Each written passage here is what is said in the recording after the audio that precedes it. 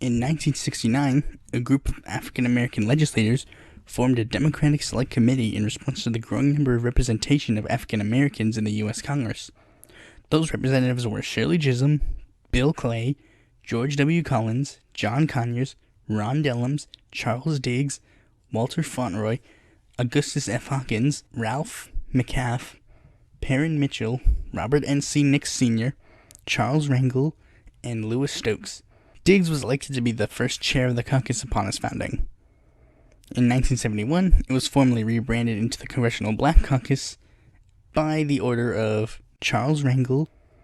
They attempted to meet with the president at the time, Richard Nixon, but Nixon refused, and they boycotted the 1971 State of the Union.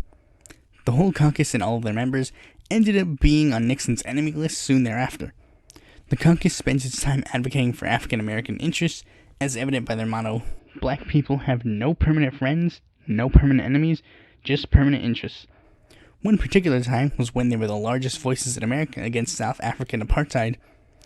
The caucus is officially nonpartisan, meaning you can be accepted no matter what your party affiliation is, but we all know the whole stereotype of African Americans voting typically with Democrats, so unsurprisingly a majority of their members have been affiliated with the Democratic Party. And black Republicans are notorious for not really liking the caucus. Of the 8 black Republicans elected to Congress since the caucus's founding, only half ended up joining the caucus. And the ones who did, they were to use a term, black sheep of the caucus. The first one who joined was Gary Franks, and he was repeatedly excluded from the CBC meetings and nearly quit the caucus because of it. And the most recent one to join, Mia Love, originally entered the caucus to, quote, try to take that thing apart from the inside out. But she later ended up growing a kinship to her fellow caucus members. Now, shock of all shock, 100% of the membership of the caucus has been black. Although there was an interesting anecdote that happened more recently. Representative-elect at the time, Steve Cohen, applied to be a member of the Congressional Black Caucus because his district was 60% black. His application was, of course, denied because of, obvious reasons.